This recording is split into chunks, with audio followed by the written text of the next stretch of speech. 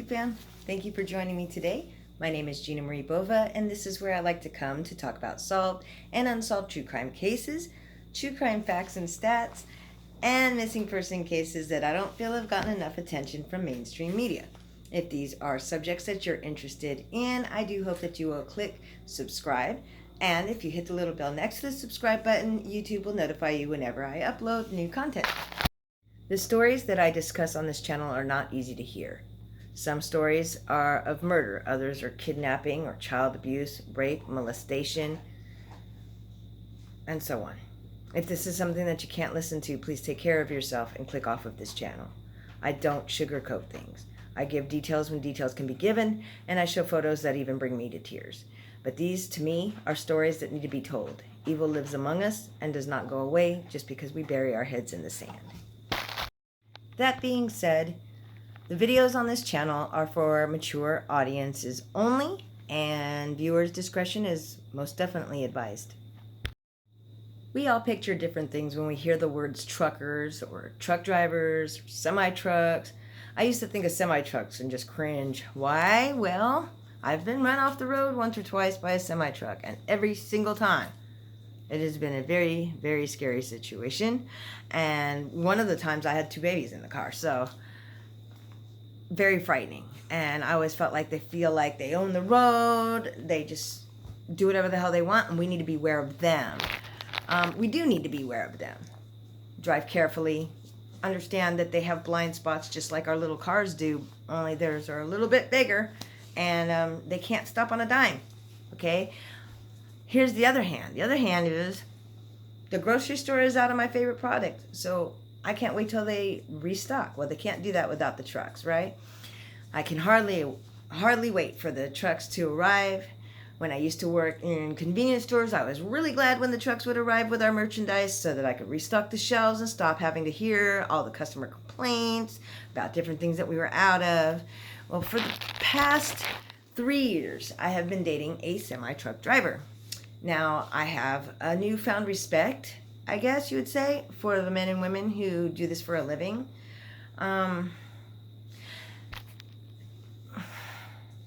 Especially long-haul drivers. They bust their asses, okay? So they work really long hours, right?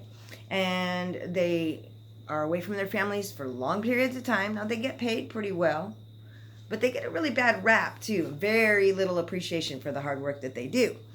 If they all went on strike at the very same time, this whole country would be at a standstill. If you think that the toilet paper shortage was bad, I'm just saying. But enough about that, because this video is not to sing the praises of semi-truck drivers. Wrong channel for that. This here is a true crime channel, and this here video is about truck drivers who kill. Edward Surratt was a semi-truck driver during the 70s. In 1974, he was convicted for the attempted rape of a 13-year-old boy, and he served less than 4 years in prison. In 1978, police began investigating him because there were at least 27 unsolved murders in the areas that he was always in when he was driving truck. And he ended up being convicted for 1 murder, several rapes, and assaults. And he is still doing life now. He'll never get out. He's only been convicted of 1 murder, but he has admitted to at least 12 others. And it's expected that he has untold amounts of victims out there that they haven't figured out yet. Unsolved cases that he's responsible for. My next video that I'm going to do is actually going to be a deep dive about this man, who is, by the way, still alive, still incarcerated. But I don't want to give too much information on him here because, like I said, I'm going to make an entire video on this motherfucker. So let's just move on to the next. So next is going to be about Robert Benjamin Rhodes. He was born on November 22nd, 1945. He is also known as the truck stop killer. In 1994, he was convicted of first-degree murder for killing Regina K. Walters. He was also going to be tried for 2 more murders, but the charges were dropped due to the wishes of the victims' families.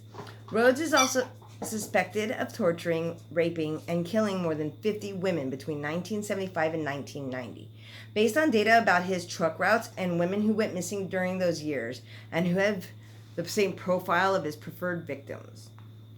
At the time he was caught, Rhodes claimed to have been torturing, raping, and killing for 15 years. Here's a real winner. On November 4th, 1998, Wayne Adam Ford made headlines when he walked into the sheriff's station in Northern California and pulled out of his pocket a Ziploc baggie, like we would put sandwiches in, with a severed breast inside of it. Then he admitted to killing 4 women. He was 36 years old, of Arcata. He was being held on murder charges in the Humboldt County Jail on a $1 million bail. Sheriff Dennis Lewis said Ford walked into his department, said he had some evidence, and then pulled the baggie out. That was full of a severed breast. According to that sheriff, the emerging serial killer was remorseful and apparently had reached a point in his life where he wanted to talk about what he had been involved in. Investigators in Eureka said the 4 victims that he mentioned were female hitchhikers, and they were either hitchhikers or prostitutes, who had been sexually assaulted before they were killed, and then he mutilated them all post-mortem, which means after they were dead. One of the killings dated back to 1997, when the torso of a woman who was between 18 and 25 years old was floating in a channel near Eureka. Investigators found 6 or 7 body parts of that unidentified woman based on information that Ford provided. The breast that he brought to the sheriff's station was from a different victim. Authorities said that he told on himself and admitted to 2 other recent killings, one in San Bernardino and one in San Joaquin County. And the first body that they found was discovered in 1997, had been so completely dismembered that her identity is still unknown. And she was believed to be a hitchhiker who Ford picked up. Her mutilated torso was found in a marsh. One of her arms was later found on a beach. Her head and other arm and parts of her legs are still missing. Ford stored other body parts in the freezer of his Arcata trailer for a year, and according to laboratory analysis, he apparently tried to cook some of them. On June 2nd, 1998, the naked body of a Las Vegas prostitute whose name was Tina Renee Gibbs, and she was 26 years old. She was found in a Kern County aqueduct. She had been strangled. 4 months later, the nude body of Lynette Dayon White was 25 years old. She was a prostitute from Fontana, and she was found floating in the San Joaquin County irrigation canal. The precise cause of death was undetermined on her. Patricia Ann Tamiz, she was nude. She was found floating in the California aqueduct in San Bernardino County in 1998. She had been strangled, and one of her breasts was removed, and that is the breast that he had in that Ziploc baggie that he turned in. And that was a week after she was found floating. He and his brother walked into the sheriff's station, and he confessed to killing the 4 women. He told authorities that he turned himself in so he would not kill his ex-wife and leave his son an orphan. Quote, he said he was ashamed of what he was doing and that his anger was mostly directed against his wife, and he was getting more angry at her every day, unquote, because she was keeping him from seeing their son, and so he was getting pissed off at her and taking it out on all these people, supposedly, and he was getting ready to go and kill her, and he didn't want to do that to his son, so he turned himself in. Next, I would like to talk to you about Timothy J. Vagueras. He was a Minnesota truck driver who kidnapped young women and kept them in a torture room inside of his truck, which he called the Twilight Express. Now, I don't believe this one killed anybody, but he was just so twisted that I had to include him on this video here. So, he would kidnap young women, keep them in a torture room that he had in his truck, okay? He wore fake fangs on his teeth, and he forced his victims to wear fake fangs as well, but then eventually he would chip their teeth down into real fangs. He was arrested during a routine truck stop inspection when inspectors saw bruises on his young female passenger And then they learned that she had a protection order against him. And as it turns out, he had kidnapped this 19-year-old girl, who, by the way, was a relative of his, and had kept her in his truck, torturing her, raping her, and abusing her for 6 months. And she was basically saved because of this truck inspection.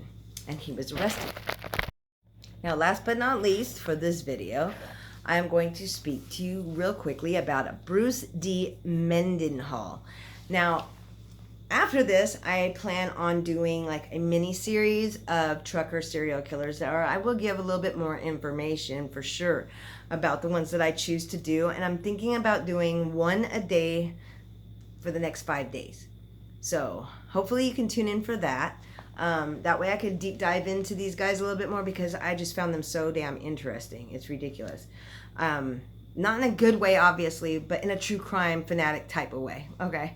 So anyways, this last one I'm going to talk about today is named Bruce D. Mendenhall. He was born April 14th, 1951.